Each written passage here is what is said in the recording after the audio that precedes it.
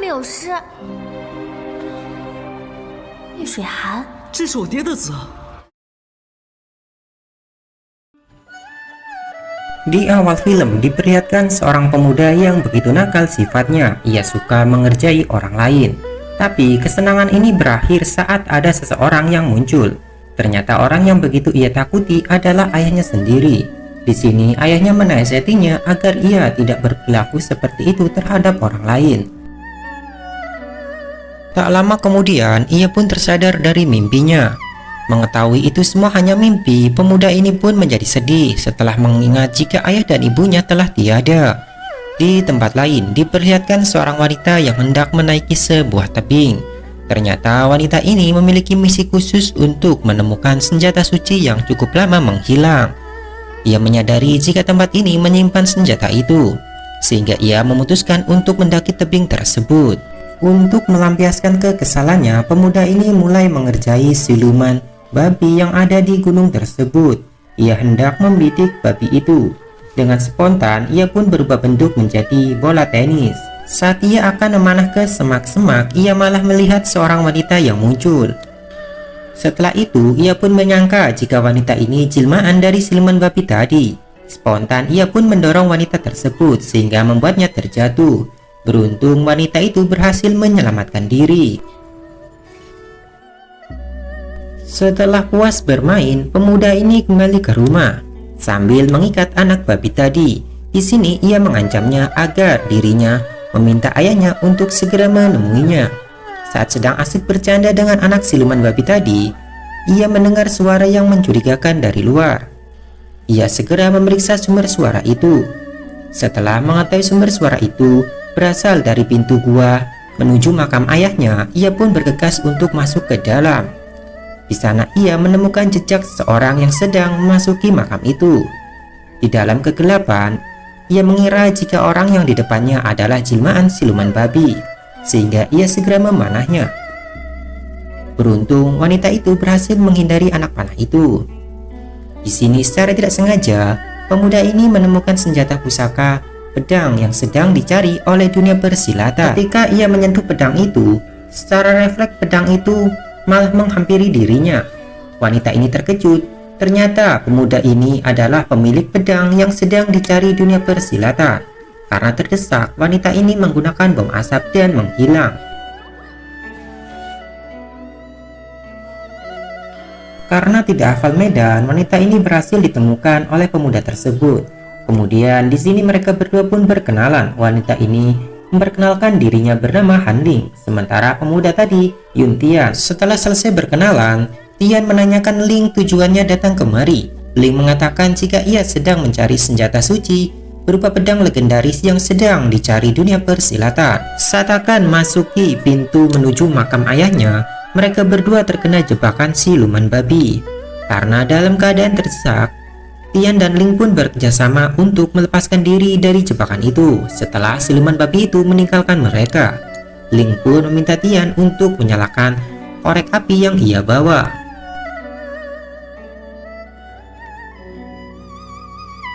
Setelah berhasil menyalakan korek api itu, mereka pun berhasil melepaskan ikatan yang digunakan oleh siluman babi. Kemudian Tian mendengar suara minta tolong dari siluman babi itu. Saat ia memeriksa masuk ke dalam, ternyata siluman babi itu sedang diserang oleh seseorang yang misterius, yang mana orang ini begitu kuat sehingga mereka berdua pun dibuat sedikit kewalahan.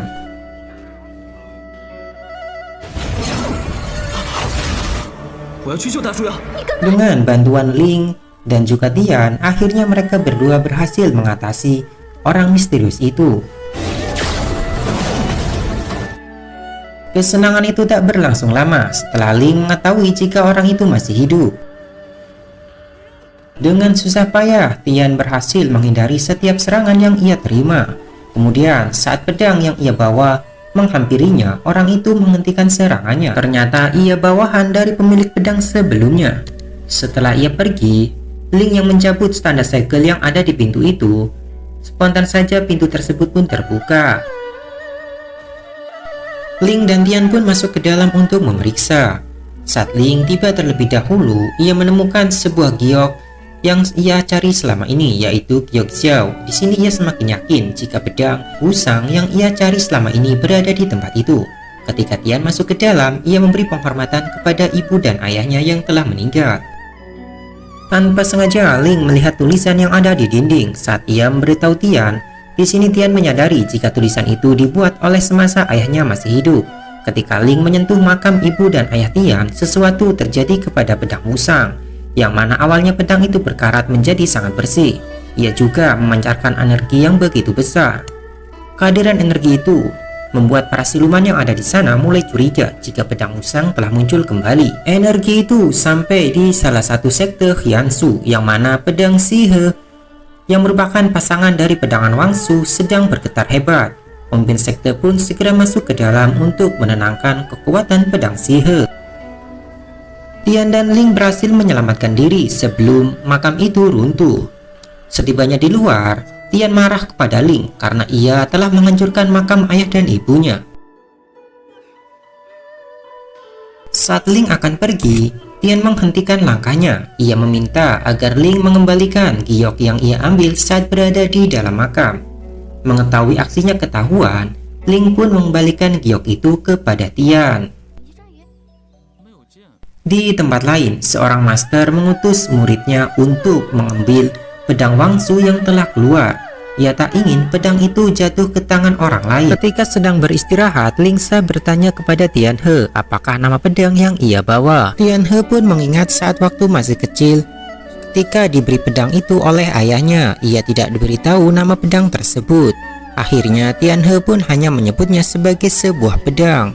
Lingsa pun tak terima dan menganggap jika ayah Tianhe adalah orang yang aneh, karena pedang itu seharusnya memiliki sebuah nama. Lingsa yang meminta pedang itu diberikan oleh Tianhe asal ia bersedia menemaninya di puncak gunung.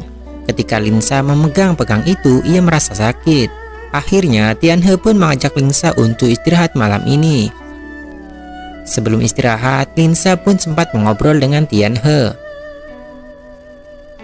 Setelah tertidur, Tianhe bermimpi bertemu dengan ayahnya. Di sini ia bermimpi mengunjungi makam ibunya saat waktu masih kecil dulu. Keesokan harinya, saat dia terbangun, ia mendapati Lingsa telah pergi. Muncul dua orang misterius yang ingin merebut pedang Wangsu dari Tianhe. Tianhe pun muncul untuk menghadapi kedua orang yang menyusup tersebut.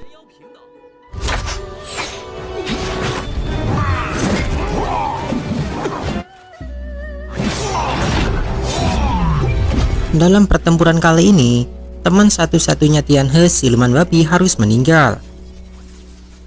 Ketika menghadapi sebuah formasi dari kedua orang misterius itu, mendapati hal itu, Tianhe pun mengeluarkan kemampuan yang tersembunyi sehingga ia berhasil mengusir dua penyusup tersebut. Sebelum siluman babi meninggal, ia memberitahu kepada Tianhe agar ia tidak salah memilih kawan saat ia turun gunung karena dirinya memiliki kekuatan yang cukup besar dalam tubuhnya. Di sisi lain, ketua sekte Huanlu memerintahkan seorang asasin untuk merebut pedang Wangsu tersebut. Keesokan harinya, Lingsa kembali meninggalkan Tianhe yang masih tertidur. Namun ia tidak membawa pedang Wangsu. Saat Tianhe terbangun, ia terkejut ketika melihat papan roh nama ayahnya dan benda peninggalan ibunya dibawa oleh Lingsa. Ia pun bergegas untuk mengejar Lingsa. Saat bertemu dengan Lingsa, di sini Tianhe diberitahu jika dua orang misterius yang kemarin menyerang sekarang kembali lagi. Dan dalam pertarungan kali ini, Tianhe sempat kehilangan pedang Wangsu. Namun dua orang misterius itu tak mampu mengendalikan pedang Wangsu sehingga ia malah terluka. Lingsa berhasil menghancurkan tempat untuk menyimpan pedang Wangsu. Ketika mereka terdesak, seseorang muncul untuk membantu. Lingsa yang melihat orang itu, ia sangat mengaguminya. Lalu dengan menggunakan bom asap, Lingsa pun pergi. Ternyata orang itu adalah salah satu murid dari sekte Huanlun. Setelah itu, Lingsa dan Tianhe pun kembali untuk menuruni gunung tersebut. Mereka pun tiba di desa Taiping. Di sana Tianhe yang masih polos mengambil makanan sesuka hati. Lingsa memberitahu jika mengambil sesuatu harus membayar. Setelah itu, Tianhe mencium ada hawa siluman di desa itu. Saat Tianhe sedang menikmati makanan yang ada di desa itu, ia teringat dengan makanan yang dulu pernah dibuat oleh ayahnya. Linsa pergi mencari informasi. Ternyata orang bertopeng itu adalah salah satu murid Qianlu. Ia melapor telah gagal mengambil pedang Wangsu, dan ia malah mengalami luka akibat memegang pedang tersebut. Tianhe yang menunggu kedatangan Linsa, ia bertemu dengan Jing. Di sini Jing ingin melihat pedang Wangsu tersebut. Saat Tianhe akan memperlihatkan pedangnya, Linsa muncul dari belakang sehingga Tianhe tak jadi memberitahukan pedang tersebut. Ternyata kedua siluman telah mengawasi pergerakan mereka. Jing mengejar siluman itu hingga ia tiba di suatu tempat. Di desa Taiping tengah diadakan pertunjukan opera, yang mana dalam pertunjukan kali ini menceritakan tentang kisah ayah dari Tianhe. Mereka menceritakan jika Yun Tianhing dahulu kerap membuat onar di desa Taiping. Tetua desa memerintahkan Tianhe dan Linsa segera pergi meninggalkan desa Taiping. Kemudian siluman yang menyamar menyerang mereka berdua. Ia juga berhasil menahan pedang Wangsu. Tak hanya itu, Tianhe dan Linsa dibuat tak berdaya oleh siluman wanita tersebut. Hingga pada akhirnya, Jing muncul untuk menyelamatkan mereka berdua. Setelah sempat melakukan pertempuran yang cukup sengit, Jing berhasil mengalahkan siluman itu. Ia kemudian mengejarnya. Setelah kejadian itu, para penduduk desa Taiping berterima kasih kepada Tianhe dan Linsa. Mereka berdua bermalam di sebuah danau. Di sini, karena udaranya sangat dingin, Linsa berusaha membuat api unggun. Tianhe pun membantunya. Di sisi lain, siluman babi yang merupakan sahabat Tianhe mengawasi dari kejauhan. Ia melihat Linsa yang sedang menulis sebuah pesan untuk dikirim ke seseorang. Linsa yang menyadari ada yang mengawasi, ia pun memberitahu kepada Tianhe. Tianhe tidak merasa ada hawa pembunuhan di daerah itu. Ia pun menenangkan Linsa jika daerah itu telah aman dari siluman. Di tempat lain, pesan yang ditulis oleh Linsa telah sampai ke orang misterius. Orang itu pun menyadari jika Linsa akan membawa Tianhe ke kota Suyang. Keesokan harinya, saat Linsa terbangun, ia terkejut dengan kedatangan siluman babi kecil. Di sini Tianhe diberitahu jika semalam Linsa menulis pesan kepada seseorang. Linsa menjelaskan jika ia menulis pesan kepada temannya untuk menganalisa pedang Wangsu dan membantu Tianhe mencari masa lalunya tentang ayahnya. Tak berselang lama muncul sebuah siluman. Dalam pertarungan dengan siluman ini, Tianhe sedikit kewalahan. Hingga pada akhirnya, mereka pun dibantu oleh Jing yang bisa mengalahkan siluman itu dengan begitu mudah.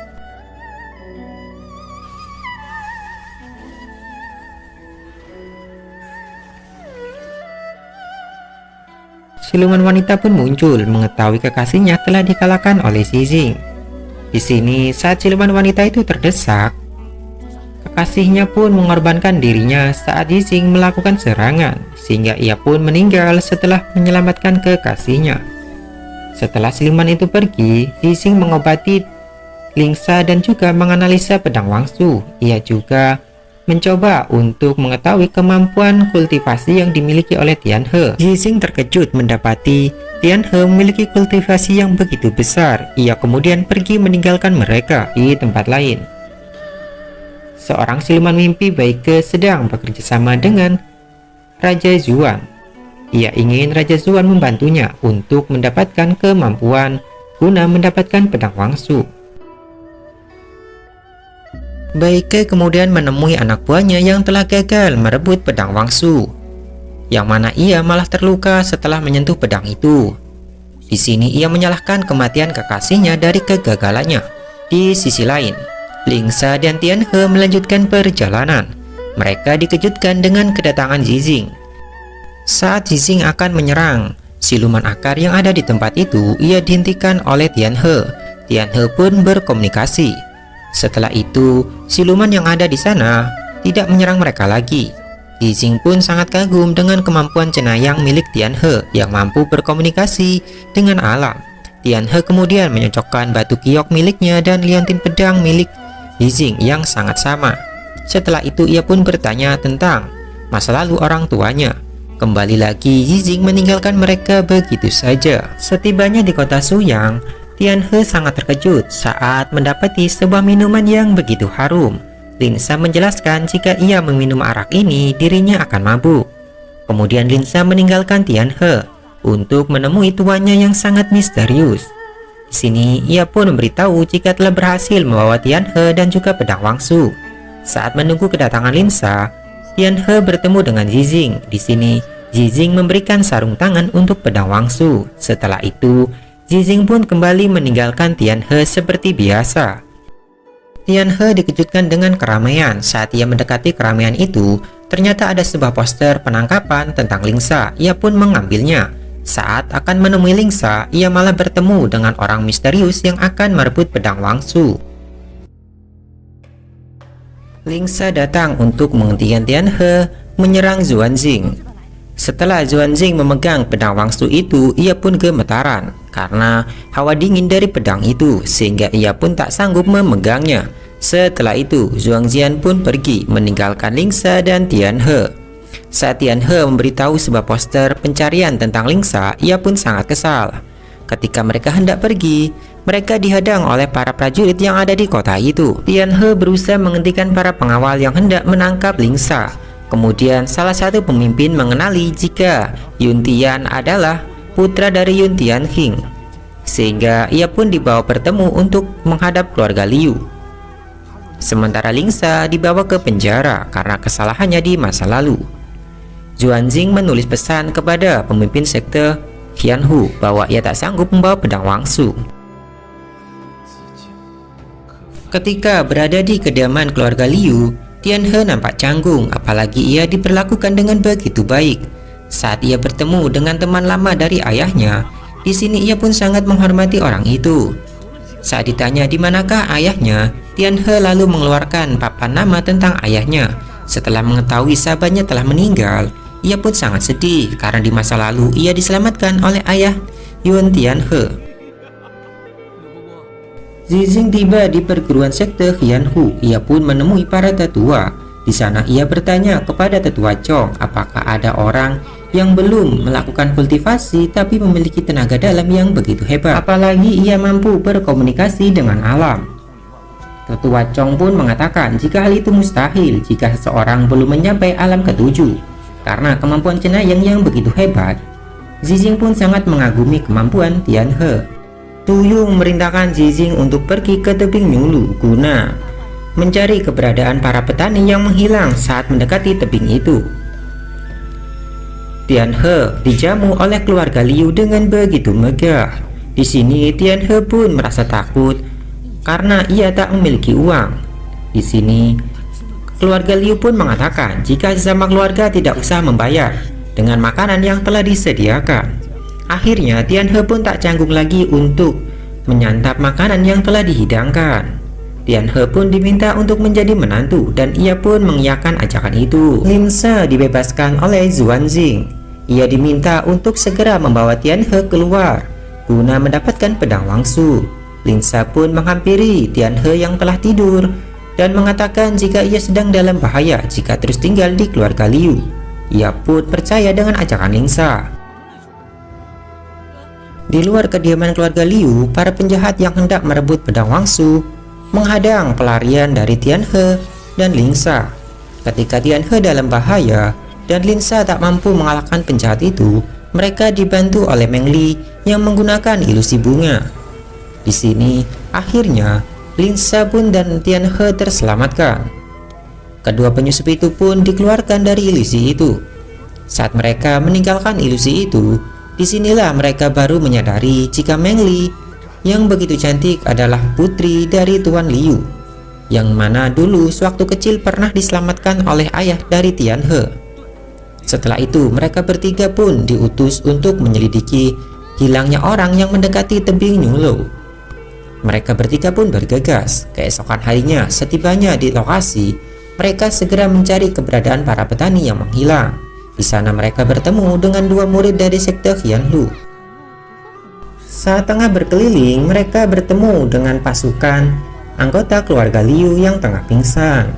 Saat ia diberi obat untuk sadar dari pingsannya, Lingsa ditarik oleh akar menuju ke suatu tempat. Mereka berdua pun berusaha untuk mengejarnya, namun mereka malah didorong dan terjatuh ke dalam sebuah lubang. Di dalam sana, mereka akhirnya menyusuri lubang yang ada di gua itu.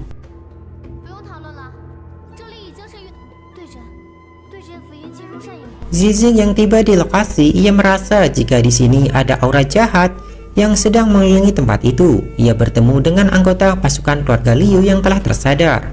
Ia mengatakan jika ia kehilangan Meng Li. Setelah cukup lama menyusuri jalan bawah tanah, mereka tiba di istana Raja Zuan terdahulu.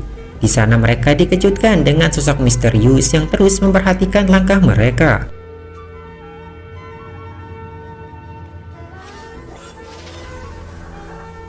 Saat memasuki istana Raja Zuan, mereka bertiga begitu terpana karena suasana istana itu begitu megah dan tampak makanan yang ada di sana masih dalam kondisi segar.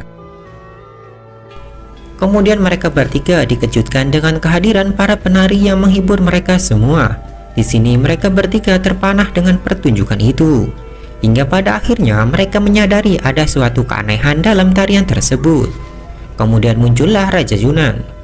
Di sini raja itu mengatakan jika telah berjodoh bertemu dengannya. Lingsa yang penuh dengan obsesi, ia bertanya tentang pil keabadian. Raja Yunan pun mengatakan jika ia bisa memberikan pil itu. Ia kemudian mencoba untuk menipu mereka bertiga dengan memberikan sebuah minuman. Lingsa yang ingin memiliki keabadian, ia pun meminum arak itu tanpa berpikir panjang. Setelah meminum arak itu, Lingsa pun berubah pikiran seperti orang yang sedang kerasukan. Ketika Tian He berhasil mengalahkan Raja Yunan, ia pun kembali ke wujud aslinya. Zizing berhasil mengalahkan siluman ikan yang ada di luar gua itu. Kemudian Beike muncul, tapi Zizing yang terkena racun di tempat itu, tubuhnya pun menjadi melemah, sehingga ia tak mampu menggunakan tenaga dalamnya secara maksimal. Alhasil, Zizing pun kewalahan menghadapi Beike.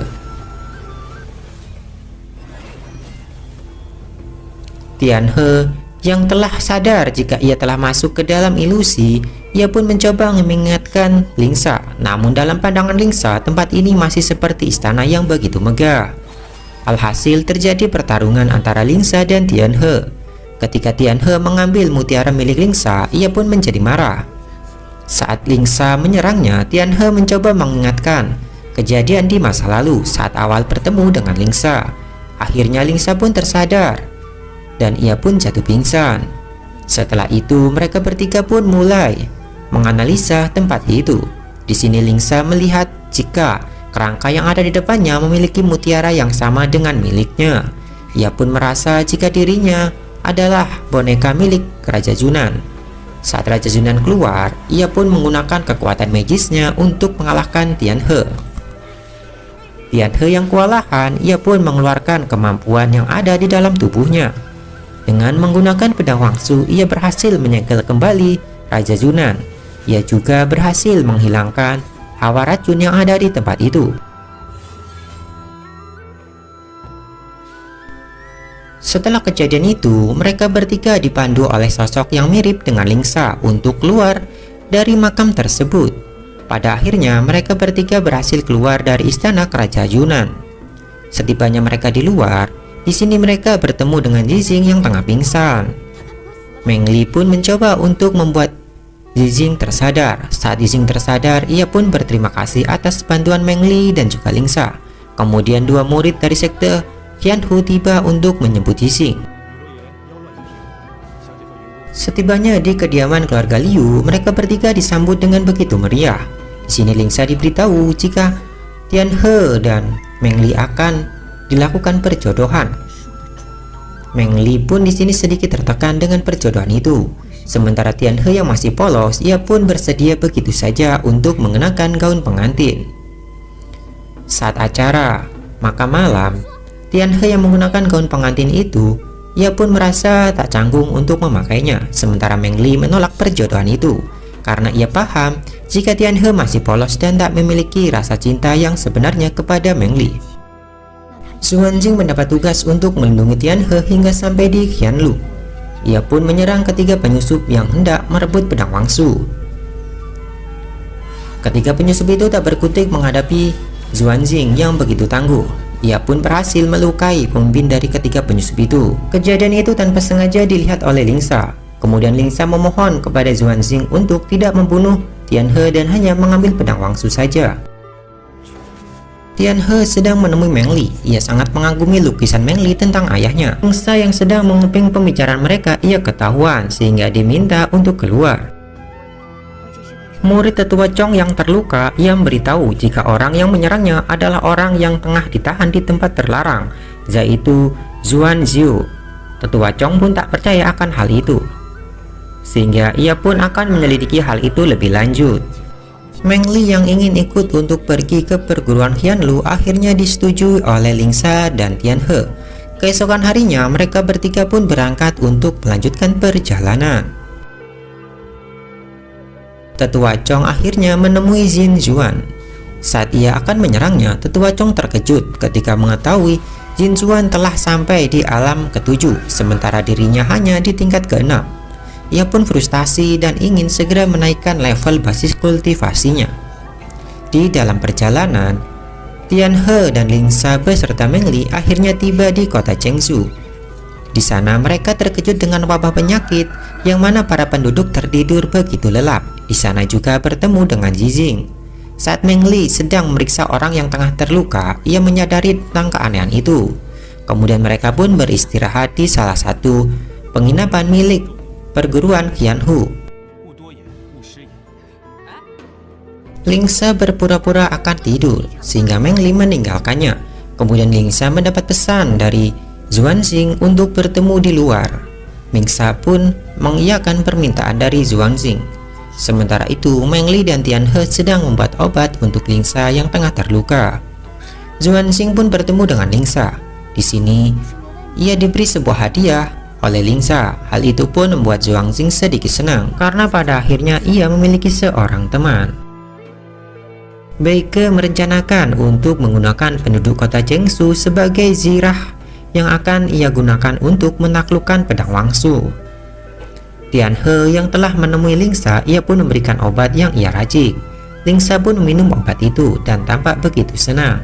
Keesokan harinya mereka semua dibuat terhipnotis oleh seorang wanita yang sedang memainkan sebuah alunan musik. Meng Li mencoba menyadarkan mereka dari pengaruh musik tersebut. Satu persatu orang yang di sana mulai tersadar.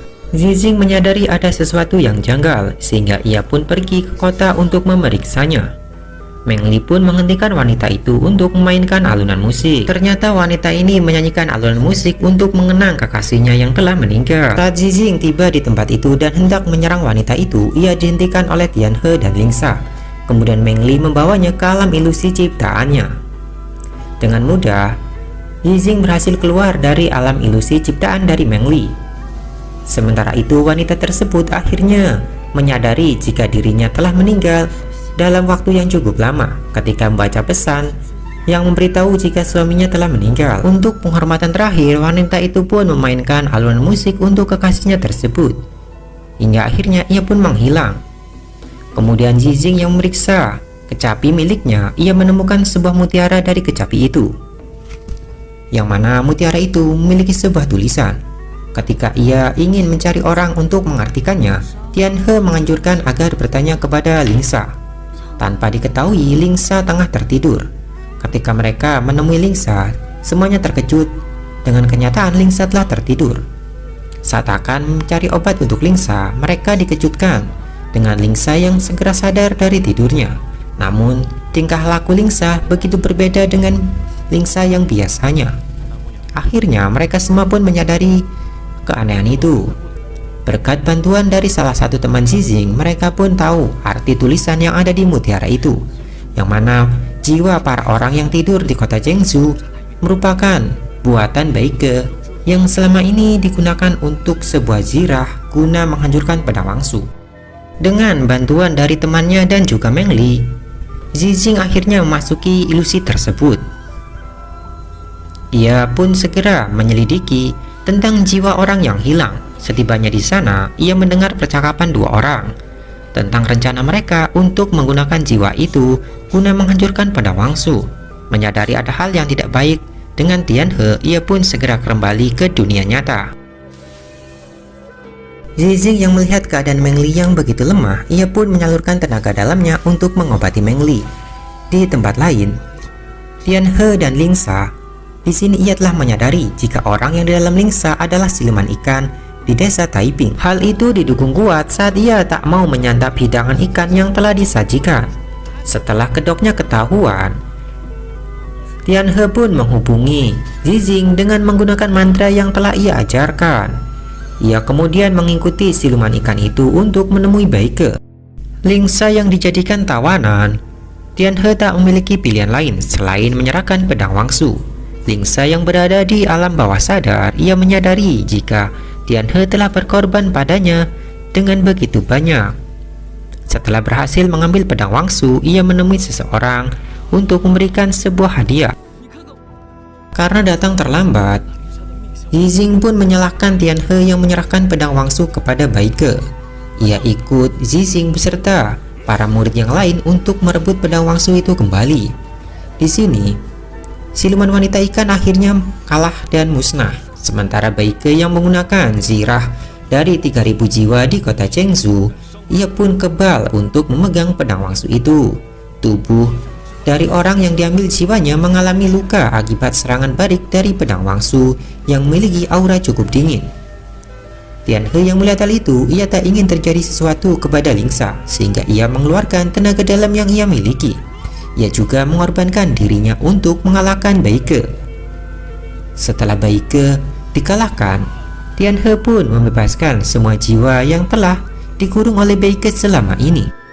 Lingsa yang telah sadar dari tidurnya, ia khawatir dengan kondisi dari Tianhe. Ia pun menyerap hawa dingin yang ada di dalam tubuh Tianhe untuk dialihkan kepada tubuhnya, sehingga ia pun jatuh pingsan setelah melakukan aksi itu. Dan di sini terjadi suatu keanehan. Saat Lingsa tersadar keesokan harinya, ia seperti bukan Lingsa yang selama ini. Ternyata ia kerasukan salah satu jiwa yang belum sadar dari genggaman Baike, yaitu Nona Ouyang. Setelah itu, ia pun mulai menyelidiki tentang Nona Ouyang ini untuk mengembalikan jiwa Lingsa kembali. Mereka semua pun mencari keberadaan kediaman Nona Ouyang, hingga pada akhirnya mereka pun berpencar. Saat Tianhe bersama dengan Ouyang dan Meng Li yang sedang menyusuri kota, mereka bertemu dengan seseorang yang cukup tua, yang mana orang ini memiliki informasi tentang anggota keluarga Ouyang yang telah musnah cukup lama dalam waktu beberapa tahun dan hanya menyisakan seorang wanita, Nona Ouyang. Setelah melakukan pencarian cukup lama, Zizing akhirnya berhasil menemukan kediaman keluarga terakhir Nona Ouyang, yang mana ia mendapati Nona Ouyang tengah tertidur. Di sini ia berjanji akan membantu untuk menyembuhkan Nona Ouyang. Ia kemudian menghubungi Tianhe untuk mengajak mereka kembali. Sementara itu, Xuanjing menemui Lingsa yang telah tersadar. Ia pun merasa keanehan karena orang yang di dalam tubuh Lingsa bukanlah Lingsa yang asli. Setelah Xuanjing pergi, Meng Li pun bertanya kepadanya.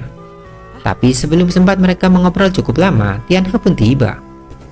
Setibanya mereka di kediaman Nona Ouyang, di sini mereka bertiga akhirnya menyadari jika semuanya berasal dari rumah ini.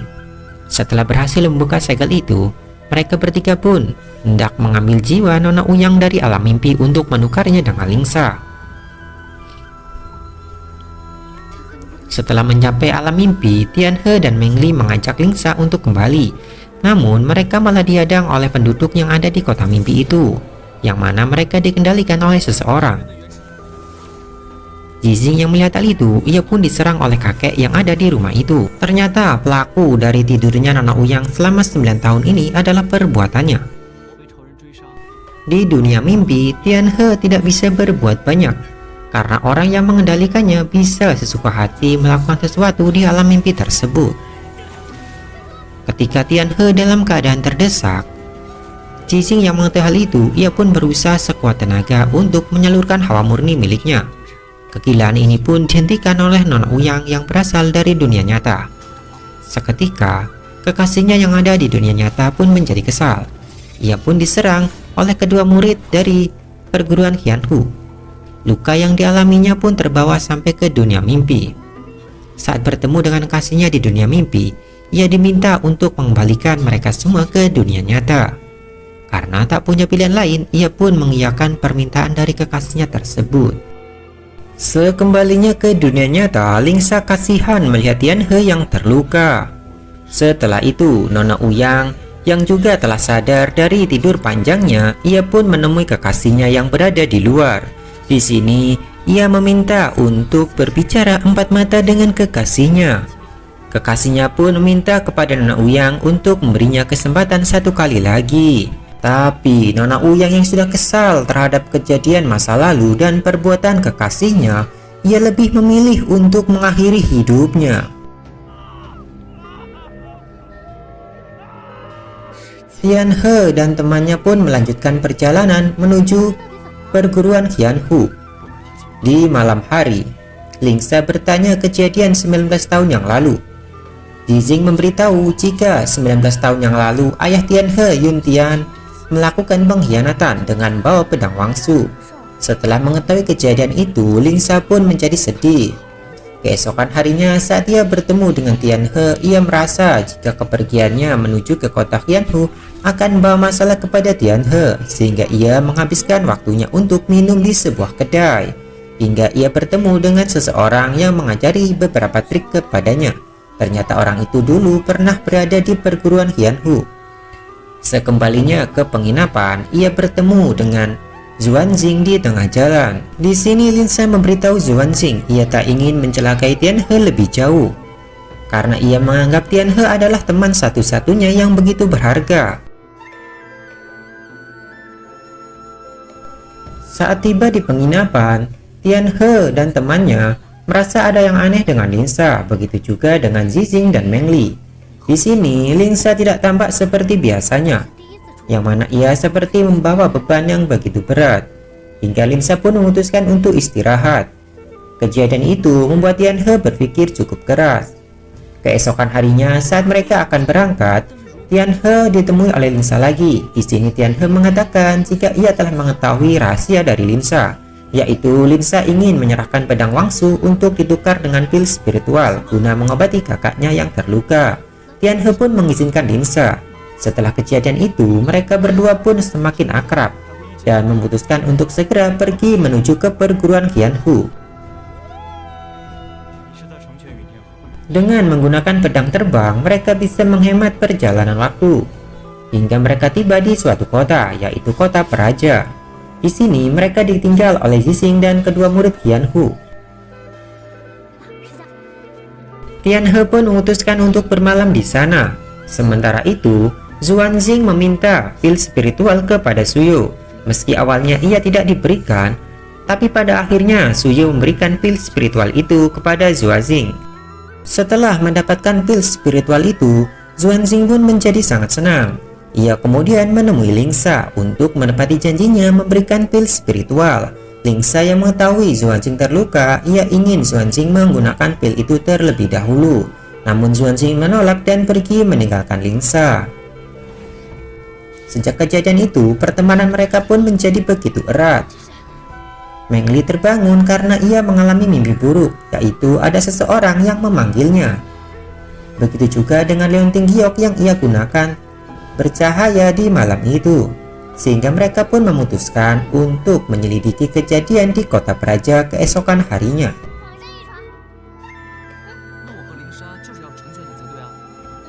Setibanya di kota Peraja, Tianhe begitu kagum melihat tempat itu karena di sana siluman dan manusia bisa hidup berdampingan. Mereka pergi ke suatu tempat, yang mana tempat ini bisa merubah wajah seseorang dengan menggunakan ilmu magic. Di sana mereka mulai menyelidiki tentang asal-usul kota itu. Kemudian Meng Li bertanya kepada seseorang yang ada di sana apakah mereka bisa membantu untuk memecahkan liontin giok yang ia miliki. Seseorang yang menjadi tetua di sana berjanji untuk membantu mereka memecahkan misteri giok yang dipakai oleh Meng Li. Ia pun mengikutinya ke sebuah paviliun. Setelah menempuh perjalanan yang lumayan panjang, akhirnya mereka tiba di pavilion yang dimaksud. Tapi untuk memasuki pavilion itu, Lingsa harus melakukan beberapa negosiasi dengan pemiliknya. Di sini ia memberikan beberapa uang kepadanya. Hingga pada akhirnya mereka pun bisa memasuki pavilion itu dengan sebuah syarat, yaitu harus mengikuti sebuah kompetisi yang diadakan di pavilion, yaitu Tianhe harus menghadapi salah satu makhluk spiritual. Tianhe pun mengiyakan permintaan itu. Ia menghadapi hewan dengan racun.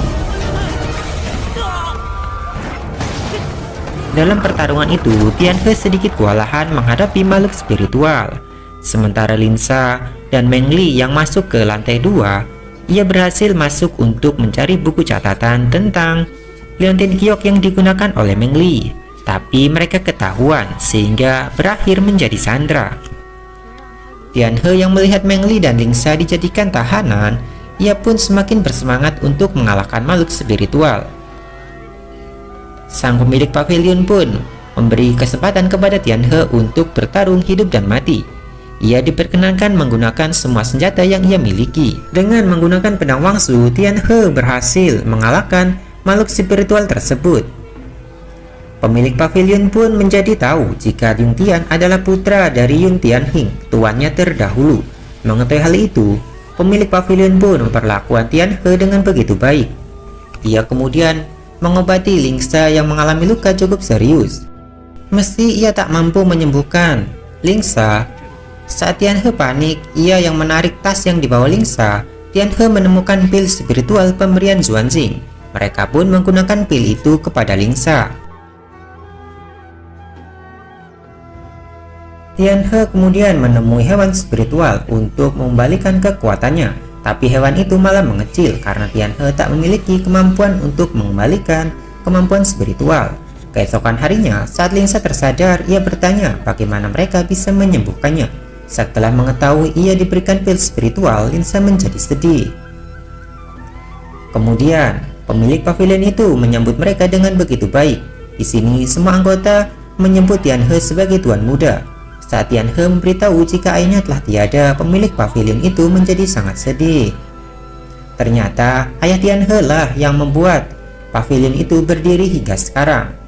Sehingga mereka semua pun memiliki peran yang begitu besar dan sangat berjasa kepada siluman yang ada di kota Peraja. Alhasil Yun Tianhing pun dihormati hingga sekarang. Setelah kejadian itu, Tianhe pun memerintahkan pemilik pavilion untuk menghapus pertarungan antara manusia dan makhluk spiritual, agar kedepannya manusia benar-benar bisa hidup berdampingan dengan klan siluman yang ada di kota Peraja tersebut. Setelah mereka melihat catatan buku tentang Liontin Giok yang digunakan oleh Meng Li, di sini mereka menemukan sebuah petunjuk yang ternyata Liontin Zamrud ini diberikan ayah Yun Tian sewaktu ia masih bayi. Mengetahui hal itu, Meng Li pun merasa ada sesuatu yang aneh dengan Liontin yang ia gunakan, karena ada suara yang terus memanggilnya untuk menemukan keberadaannya. Ternyata suara itu berasal dari sebuah lukisan yang berada di sebuah dinding. Di dalam lukisan itu terdapat seorang siluman dari klan mimpi. Ketika Meng Li masih jatuh pingsan, ia mengalami mimpi yang cukup aneh, yang mana mimpi itu memperlihatkan kejadian 19 tahun yang lalu saat Meng Li masih bayi. Di sana ayah Yun Tian menyelamatkan Meng Li. Setelah Meng Li tersadar, Tianhe mencoba menenangkannya dan mengatakan jika itu semua hanyalah mimpi buruk. Keesokan harinya, mereka memutuskan untuk kembali ke perguruan Qianhu. Fang Er pun mengantar kepergian Tianhe untuk kembali ke Qianlu. Setelah menempuh perjalanan yang lumayan jauh, akhirnya mereka pun tiba di gerbang perguruan Qianlu. Kemudian seorang siswa yang ada di sana menyambut mereka, sehingga mereka pun bisa masuki perguruan tersebut. Ketika berada di dalam, Tianhe pun sangat memuji jika tempat itu terlihat begitu megah. Suyo yang diberitahu oleh Xingzuan jika pedang Wangsu telah kembali, ia pun merasa sedikit lega. Meng Li dan Lingsa diantar Xuanze, salah satu anak dari ketua fraksi. Di sini mereka diberitahu tempat tinggal mereka selama berada di perguruan Qianlu. Sementara itu, Tianhe berkumpul dengan para siswa laki-laki yang ada di perguruan itu. Saat ia melakukan doa untuk ayahnya, Li Jing datang untuk mengatakan kepada Tianhe agar lain kali ia tidak melakukan hal itu. karena semua murid di Qianlu sangat membenci ayah Tianhe. Tianhe pun mulai curiga dengan kejadian 19 tahun yang lalu. Suyu menemui Xuanzi. Ia melakukan provokasi sehingga Xuanzi melakukan serangan terhadapnya. Di sini ia tak rela jika Xuanzi terus memikirkan Suyu, ibu dari Tianhe. Xuanzing menemui Lingsa dan Mengli. Ia berjanji akan memberikan pil spiritual kembali. Lisa pun sedikit tenang. Ia kemudian menceritakan kejadian itu kepada Tianhe. Tianhe pun di sini sukarela akan menukar pedang Wangsu dengan pil spiritual tersebut. Hari seleksi murid di Akademi Tianhu pun tiba.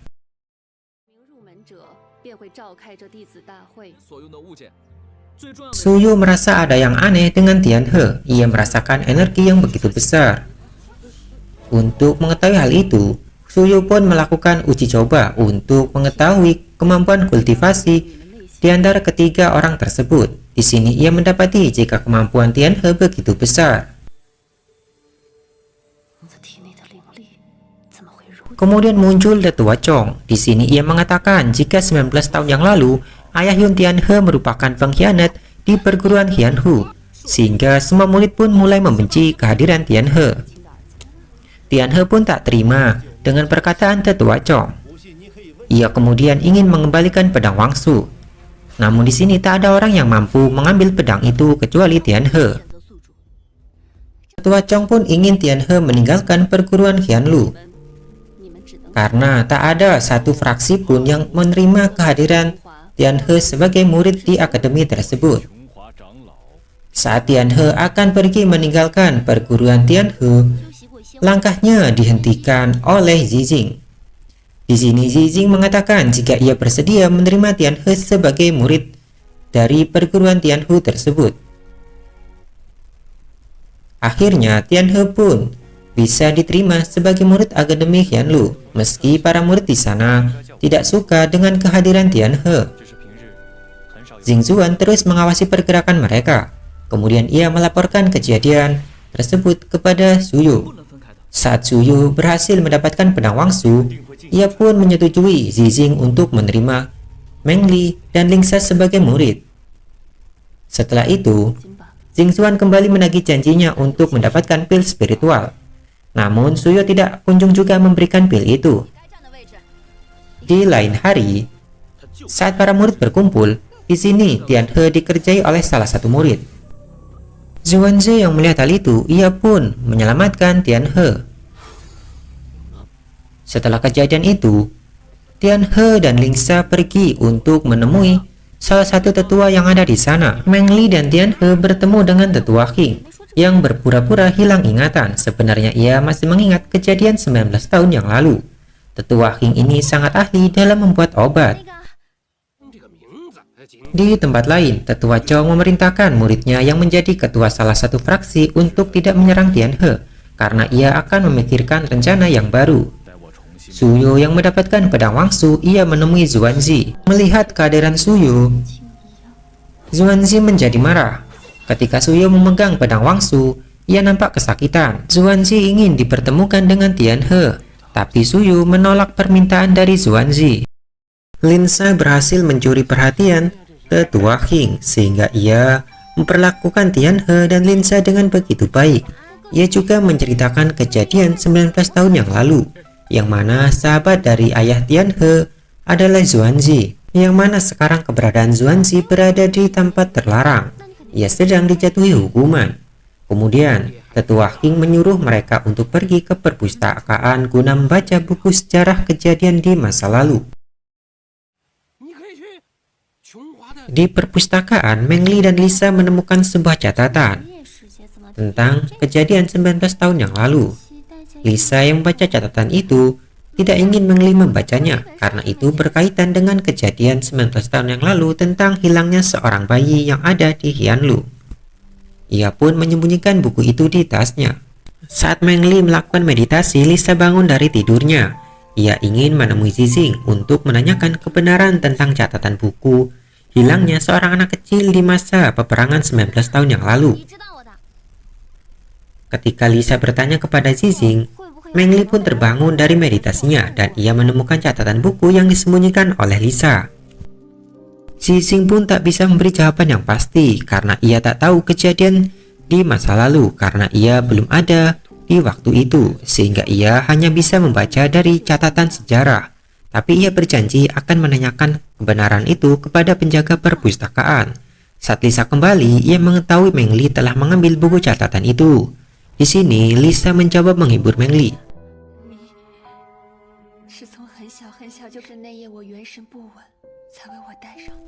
Meng Li yang terlanjur percaya setelah membaca catatan itu, ia pun menjadi tidak menyukai Tian He setelah mengetahui ayahnya telah dibunuh oleh ayah Tian He di masa lalu. Keesokan harinya, saat bertemu dengan Tian He, Meng Li berubah sikap begitu saja terhadap Tian He. Kejadian itu diketahui oleh Zizing. Di sini, Zizing akan berusaha mencari kebenaran tentang catatan tersebut. Meng Li pun sedikit lega setelah mendengar perkataan dari Zizing. Saat mereka kembali ke perpustakaan, Meng Li dan Lisa kembali mencari tentang kebenaran catatan yang mereka baca kemarin. Hingga mereka tertidur di perpustakaan itu. Tetua Chong diberitahu muridnya jika Meng Li merupakan putri yang dulu dibawa pergi oleh ayah Yun Tian He saat kejadian perang 19 tahun yang lalu. Tetua Chong pun ingin memanfaatkan kesempatan itu untuk memisahkan Tian He dan Lingsa beserta Meng Li dari perguruan Qianlu. Saat berada di lapangan, Tian He bertemu dengan Xuanze. Ia juga bertemu dengan salah satu ketua fraksi. Di sini, ia mengajari Tian He tentang asal-usul kejadian 19 tahun yang lalu. Tian He pun diberitahu apa saja yang dilakukan oleh ayahnya selama menjadi murid Qianlu.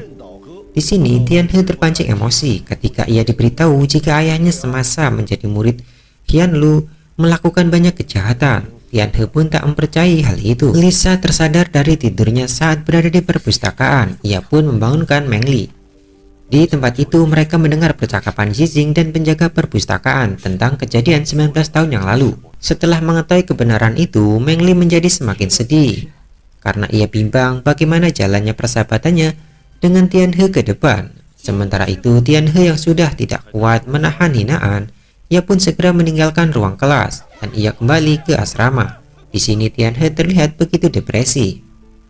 Lisa yang mengetahui hal itu, ia mencoba untuk membujuk Tian He keluar. Tapi Tian He yang sedang depresi, ia tidak bisa segera keluar hingga pada akhirnya Tian He dan Meng Li pun mengalami situasi yang sama, yaitu mereka berdua merasa bersalah satu sama lain. Zizing pun mencoba menenangkan Meng Li. Ia merasa jika catatan sejarah itu tidaklah benar. Kemudian ia mengajak Meng Li dan Lisa untuk menemui Tian He. Di sini Tian He yang mengetahui keberadaan Meng Li, ia segera menghampirinya dan meminta maaf. Jika Meng Li masih marah kepada ayahnya, ia bisa melampiaskan amarah itu kepada dirinya. Tapi ia tak percaya dengan catatan itu begitu saja dan akan mencari kebenaran sejarah 19 tahun yang lalu.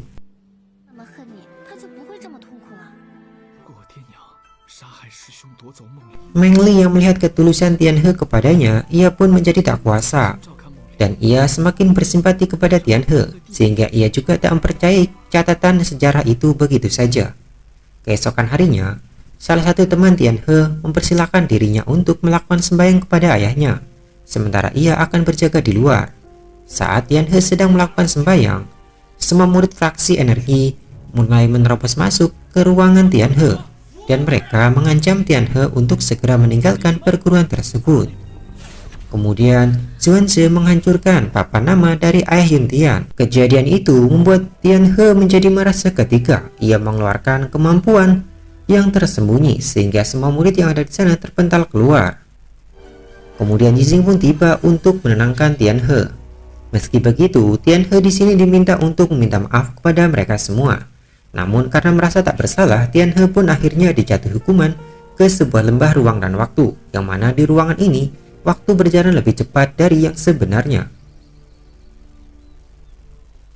Lingsa yang ingin menemui Tian He dihentikan oleh para penjaga. Ia pun segera menemui Tetua Hing, sementara Meng Li dan Zizing meminta kepada Tetua Suyo untuk melepaskan Tian He. Namun karena peraturan di perguruan itu begitu ketat, Tianhe tak bisa dibebaskan begitu saja. Zizing bersedia dipukul cambuk es sebanyak 300 kali untuk menyelamatkan Tianhe. Meski ia tahu konsekuensinya selama 3 tahun ia tak akan bisa mengalami kemajuan kultivasi. Meng Li yang mengetahui hal itu, ia segera berlari menuju lembah ruang dan waktu. Lingsa dan Tetua King akhirnya berhasil masuk ke lembah itu. Tetua King yang membuat lembah itu menghancurkan pembatas yang ada di sana. Tetua King mengatakan kepada Tianhe agar tidak keras kepala seperti ayahnya dulu. Kemudian ia mengatakan jika ayah Yuntian sebenarnya adalah orang yang baik dan setia kawan. Tianhe pun menjadi semangat setelah mendengar perkataan Tetua King untuk membersihkan nama baik ayahnya. Meng Li yang tak kuasa melihat hukuman Zizing, ia segera berlari ke lembah ruang dan waktu. Kemudian ia pun kembali bersama dengan Tetua King dan juga Lingsa beserta Tianhe. Tianhe yang mengetahui Zizing menerima hukuman untuk dirinya. Di sini ia mulai menyadari kesalahannya. Ia pun mulai mengakui kesalahannya dan tak melawan peraturan di perguruan tersebut. Sehingga Tianhe pun dibebaskan dari kesalahan itu. Setelah kejadian itu, Zizing di sini menasihati Tianhe agar kedepannya ia tidak mudah menyelesaikan masalah itu dengan kekerasan, namun dengan pikiran yang jernih. Tetua King menemui Tetua Chong. Ia merasa jika ini semua adalah ulah dari Tetua Chong. Tetua King pun tidak mau menerima penjelasan dari Tetua Chong. Setelah itu ia pergi begitu saja.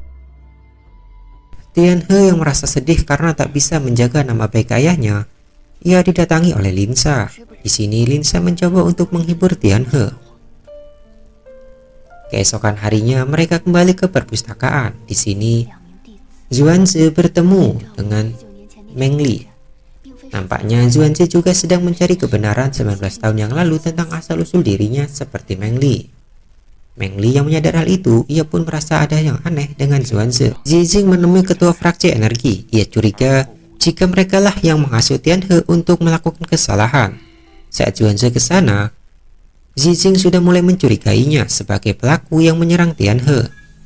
Zuyo berusaha untuk menaklukkan pedang Wangsu, namun ia malah terkena serangan balik, sehingga dirinya pun terluka cukup parah. Zuanjing pun menemuinya untuk meminta pil spiritual. Mendengar hal itu, Zuyo pun menjadi marah kepada Zuanjing, dan ia pun melukai Zuanjing kali ini.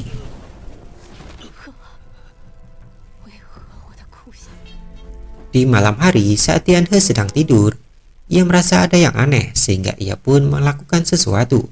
Benar saja ia diserang oleh seorang yang misterius.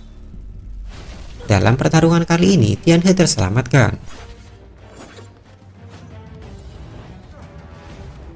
Zuanjing menemui Lingsa untuk memberikan pil spiritual. Namun saat memeriksa, Lingsa tidak mendapatkan pil spiritual yang benar, melainkan hanya pil spiritual biasa. Ia memberi salah satu pil itu kepada Zuanjing untuk meminumnya agar ia pulih dari cederanya. Mengetahui Tianhe diserang, Lingsa segera kembali untuk menemui Tianhe. Keesokan harinya, Zuanjing menemui Tianhe seolah tidak ada sesuatu yang terjadi.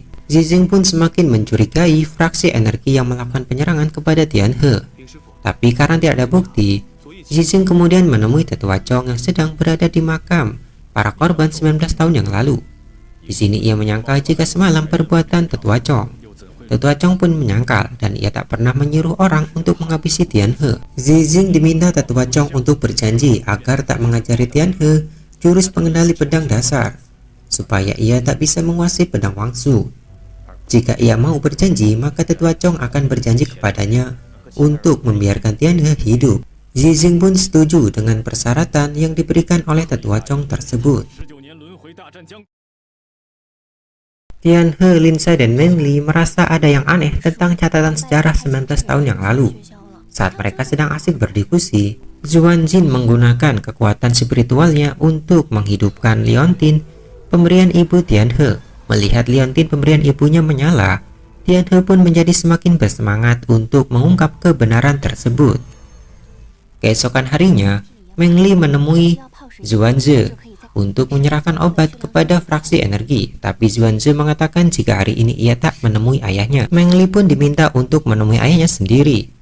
Tianhe mendapat sebuah pesan untuk bertemu di makam leluhur perguruan Huan Lu. Ia pun segera menuju makam leluhur. Setibanya di sana, ia bertemu dengan Zuanzi yang sudah bersiap untuk menyerang Tianhe. Setelah Tianhe mendapat serangan dari Zhuangzi, ia akhirnya berhasil melepaskan topeng yang ia gunakan. Meng Li menemui ketua fraksi energi. Di sini ia menanyakan kejadian 19 tahun yang lalu. Hal itu membuat ketua fraksi energi menjadi marah dan menyerang Meng Li. Hal itu membuat Meng Li semakin yakin jika kejadian 19 tahun yang lalu telah direkayasa. Tianhe tak percaya jika orang yang ingin membunuhnya adalah Zhuangzi, orang yang pertama kali menyelamatkan Tianhe saat masuk ke perguruan Qianlu. Tianhe diberitahu jika patung tanpa kepala itu adalah simbol dari ayahnya. Mengetahui hal itu, Tianhe ingin menghancurkannya, tapi ia mengurungkan niatnya karena ingin menghancurkan patung itu di depan umum. Meng Li memasuki pikiran dari ketua fraksi energi menggunakan alunan musik ilusi yang ia ciptakan. Saat Tianhe akan diserang oleh Zhuangzi, ia diselamatkan oleh tetua Chong. Di sini ia mengetahui jika selama ini ia sedang dituduh oleh seseorang. Ternyata orang itu adalah Zhuangzi. Tak berselang lama, tetua Qing dan Jing tiba di sana. Setelah tetua fraksi energi terbangun, ia menyadari jika Zhuangzi telah masuk ke dalam pikirannya dan mengetahui kejadian di masa lalu. Saat mereka semua pergi ke makam leluhur, di sini tetua fraksi menghentikan Zhuangzi yang ingin melakukan penyerangan terhadap Tianhe. Meng Li mulai mengungkap kebenaran yang sebenarnya. Di waktu itu, ketua fraksi energi datang ke sana untuk menyelamatkan Zhuan yang masih dalam keadaan bayi. Kemudian Ayun Tian tiba di sana. Melihat ibu dari Zhuangzi telah meninggal, Ayun Tian pun segera pergi meninggalkan mereka. Ternyata tetua fraksi demi melindungi Zhuangzi, ia melakukan penipuan sejarah selama ini karena mengetahui Zhuangzi adalah anak dari hubungan gelap guru dan murid. Mendengar kenyataan itu, Zhuangzi pun memilih untuk mengakhiri hidupnya. Setelah kejadian itu, Su Yu pun memutuskan jika ayah Tianhe tidak bersalah dalam kejadian itu. Namun banyak hal yang dilakukan oleh ayah Tianhe di masa lalu sehingga ia tidak bisa membersihkan nama ayah Tianhe begitu saja. Tianhe pun mohon untuk menghancurkan patung yang ada di makam leluhur. Su Yu pun mengizinkan hal itu. Kemudian mereka pun segera pergi ke makam leluhur dan Tianhe segera menghancurkan patung itu. Ketika sedang bersantai menikmati minum bersama, liontin milik Tianhe kembali menyala.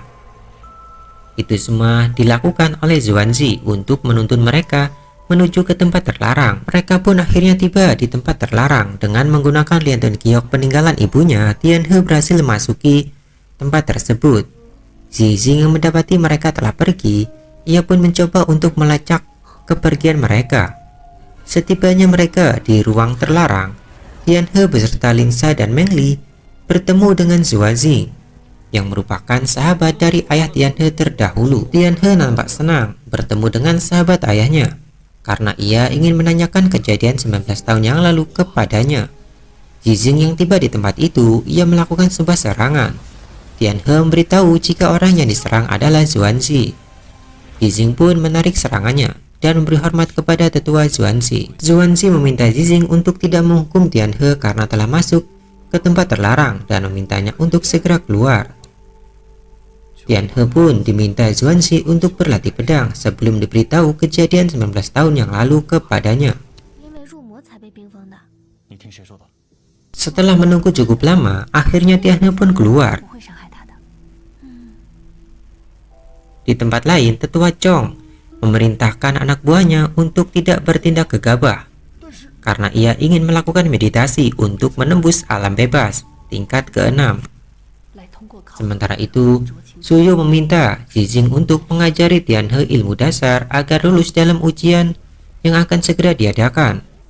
Karena selama ini Tianhe masih belum diajari ilmu dasar oleh Zizing. Justru Lingxa dan Meng Li lah yang diajari ilmu pedang oleh Zizing selama ini. Sementara Tianhe hanya diminta untuk melakukan meditasi guna mengontrol energi yang ada di dalam tubuhnya.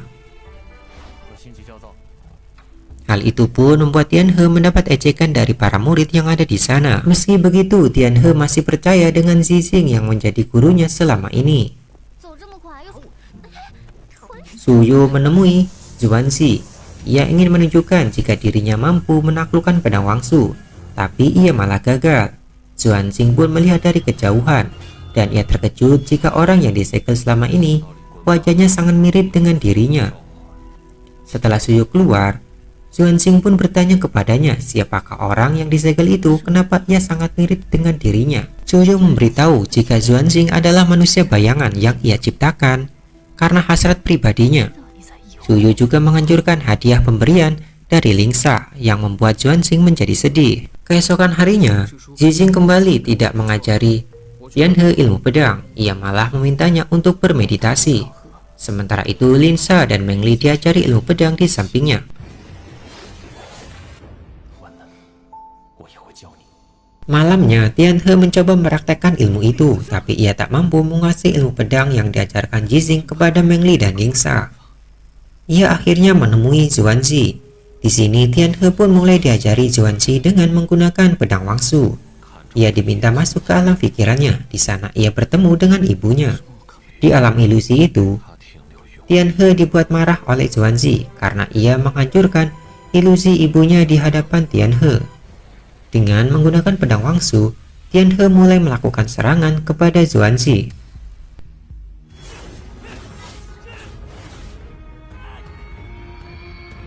Keesokan harinya, saat Tianhe kembali menemui Zizing, ia menunjukkan jika ia telah mampu menguasai ilmu pedang.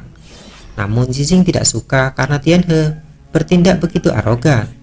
Namun Tianhe tak mempedulikan hal itu. Ia bahkan melukai salah satu murid yang ada di sana karena mencoba merendahkan Tianhe.